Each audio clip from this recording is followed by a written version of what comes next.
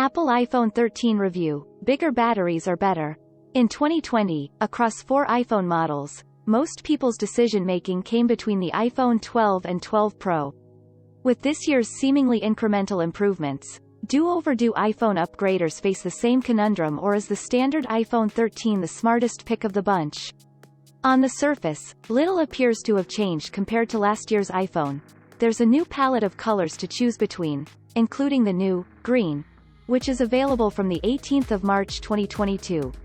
The rear cameras are now positioned at a diagonal and there's a fresh piece of silicone running the show, but beyond that, the 13 looks almost like a carbon copy of its predecessor.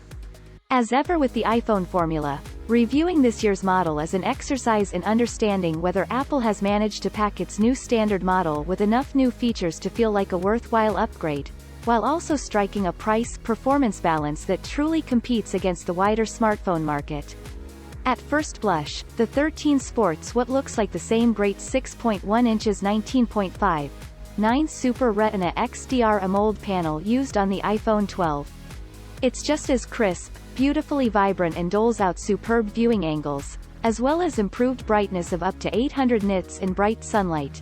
The 12 topped out at 625 nits under the same conditions, and up to 1200 nits when viewing HDR content, according to Apple.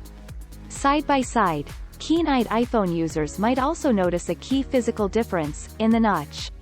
While Apple still hasn't managed to eliminate it completely, it has shrunk the area it occupies down by about 20%. As before, it plays host to the front camera and TrueDepth system and #40, used for Face ID and Memoji and #41. But the earpiece has been shifted upwards, towards the edge of the frame, without impacting audio quality. One of the other big talking points for this year's crop of iPhones is the adoption of ProMotion, Apple's brand name for the high refresh rate display tech that's already found on its iPad Pros, serving up super smooth visuals that add to a device's sense of responsiveness and fluidity. Despite finding its way onto both Pro models, as the name suggests, ProMotion remains out of the vanilla iPhone 13's reach. While it fits Apple's marketing framework, helping better differentiate the Pro from its standard sibling, it's arguably the most disappointing omission from the 13's otherwise excellent screen and renders it hugely behind the curve as a result, with most rival phone makers offering high refresh rate displays across not only their flagship devices but their mid-rangers too. If you're on any iPhone from the 6S range or newer, you may well have already upgraded to iOS 15, but the 13 series are the first set of iPhones to launch running this latest incarnation of Apple's mobile operating system. While our dedicated iOS 15 feature offers a deep dive on all of the new functionality it brings to the table, highlights include improved FaceTime calling, with the ability to now directly connect with Android and Windows users, reworked content presentation in Messages, richer Apple Maps and more.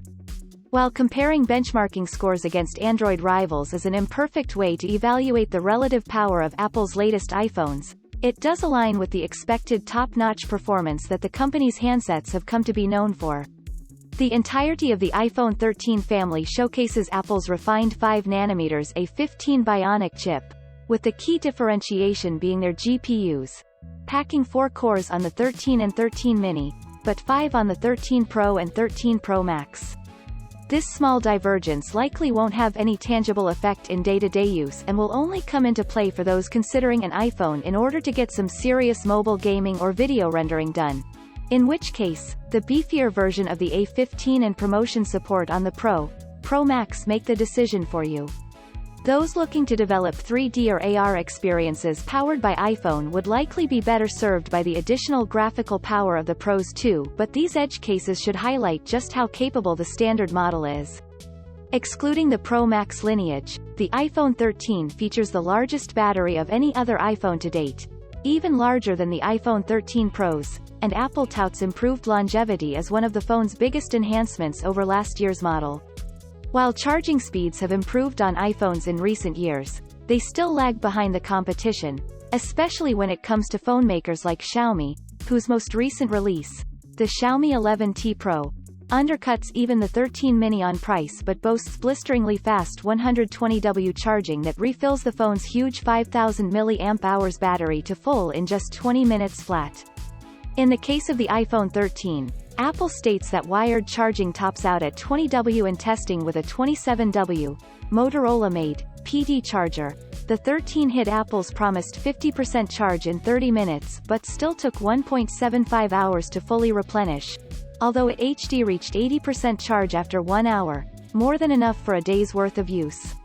At first glance, it seemed that the unusual diagonal sensor placement of the 13 and 13 minis dual rear camera system was simply an exercise in differentiation with its otherwise identical-looking predecessor.